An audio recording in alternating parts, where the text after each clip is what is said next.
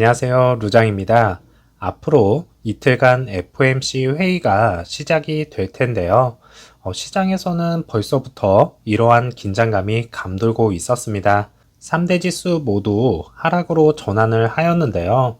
장 초반 약간 끌어올렸지만 시장에서 반응이 좋지 않자 급 반전을 하였고 연준에서 25 베이시스 포인트 인상을 할 것에 베팅을 하고 있는 상황이지만 파월 의장의 매파적인 발언이 나올 것인가에 대한 우려감이 작용을 한 것 같습니다.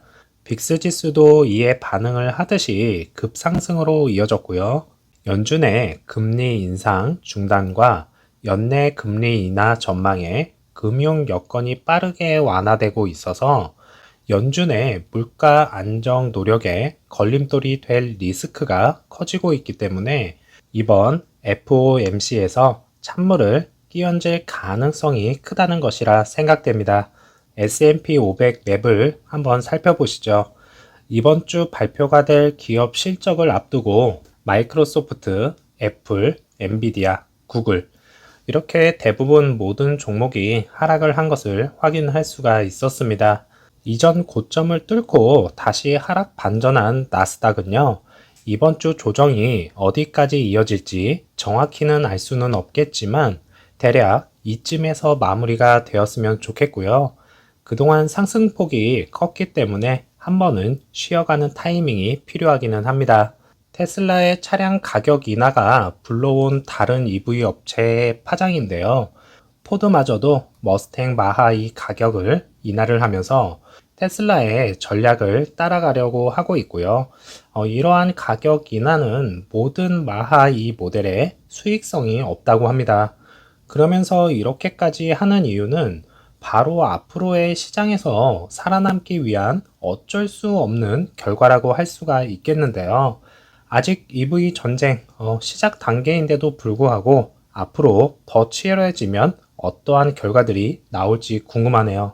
본격적인 가격이 시작된 오늘 EV 섹터주의 흐름은요. 리비아는 마이너스 9%, 테슬라가 마이너스 6%, 루시드도 마이너스 8%대 하락을 하였는데요. 앞선 다른 EV 제조업체의 하락을 생각을 한다면 루머로 인해서 급락을 한 것이다 라고 보기에는 다소 무리가 있지 않나 생각이 듭니다.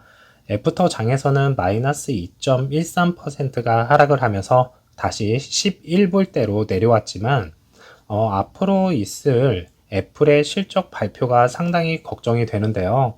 시장의 방향을 결정을 지을 수도 있는 애플이 2019년 이후에 첫 매출 감소라는 전망이 속속 보도가 되고 있습니다. 나스닥의 하락에 크게 반응을 하였던 루시드로서는 걱정을 할 수밖에 없겠고 10불대 유지는 꼭 지켜서 다음 상승 준비를 해야 할 것입니다. 루머라는 이야기가 이제는 귀에 피가 나도록 버징이 되고 있고요.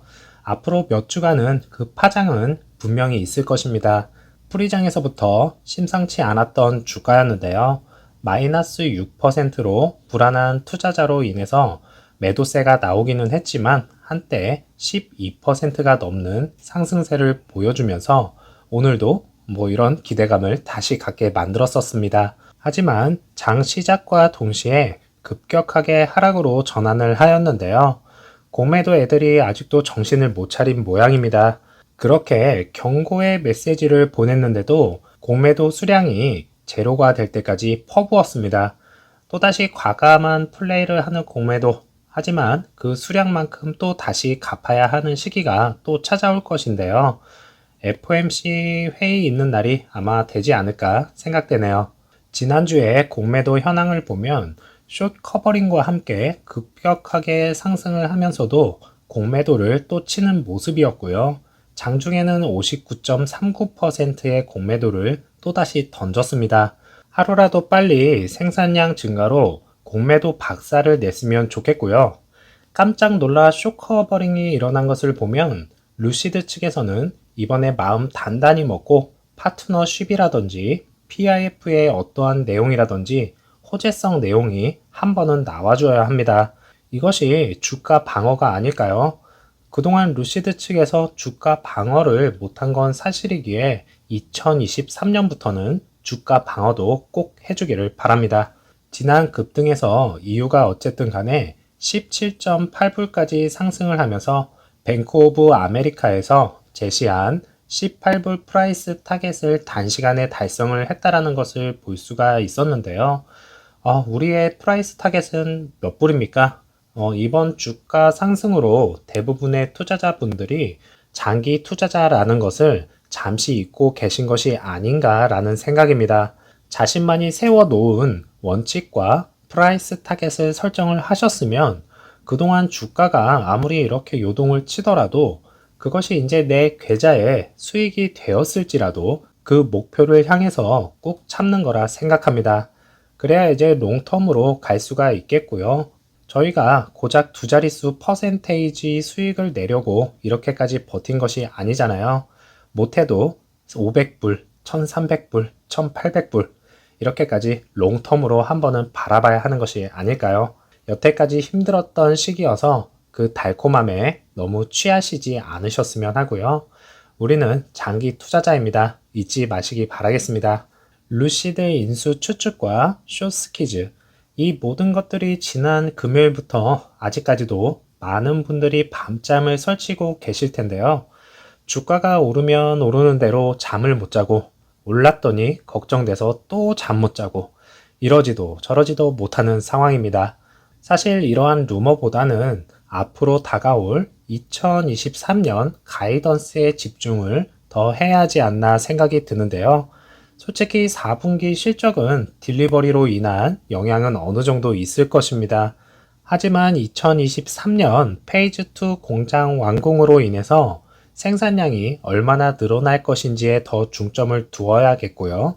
그래서 현재 루시드의 운명이 시험대에 올라간 가운데 루머로 인한 주가 상승과 포뮬러 E 레이싱의 모터를 공급을 하고 있음으로써 전 세계 투자자들의 관심을 다시 갖게 만들었다는 점에서는 긍정적으로 받아들여져야 할 것입니다.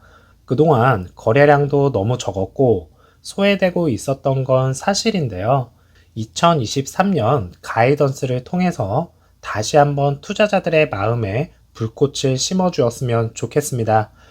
그래야 지속적인 주가 상승이 가능하겠고 다시는 6불대로 돌아갈 수는 없습니다.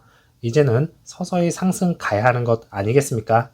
또한 3월달 정도에 노르웨이에 루시드 항공 배송이 시작이 된다고 합니다. 선박이 아닌 항공 이송은요, 배송 비용이 만만치 않을 것이고 수량도 그렇게 많지 않을 것 같은데요. 1분기에 배송이 아닌 2분기에 딜리버리가 이루어지는 것 같습니다. 왜 이렇게 딜레이가 되고 있는 것일까요? 루시드 현지 상황을 보고 싶은데 베어스 워크샵에서는 1월 18일 이후에 아무런 업로드가 되고 있지 않은 상황입니다. 이번 어닝콜을 통해서 여러 가지 문제점에 대한 그리고 특히나 딜리버리에 대한 문제를 확실히 답변을 해주었으면 좋겠습니다. 국내에 한국일보에서 나온 기사 내용인데요. 갑작스레 대중시장을 겨냥한 새로운 전기차 개발할까? 라는 타이틀로 기사 내용이 있었습니다. 이제 루시드가 개발 검토 중인 것으로 알려졌다 말을 하면서요. 판매 가격은 5만 불 수준이 될 예정이다 라고 언급을 하였는데요. 개발 검토 중인 것은 여러 정황 등으로 볼 때는 맞기는 합니다.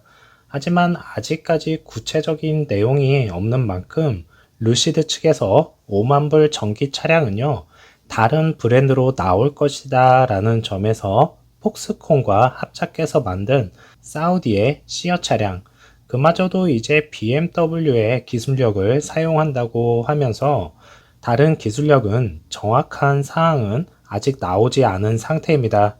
루시드도 분명히 5만 불 이하 차량은 필요합니다.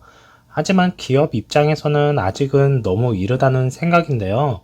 많은 분들이 지금 당장 출시해라, 안 그러면 경쟁에서 밀린다, 뭐 이렇게들 말씀하시겠지만 저는 다르게 생각합니다.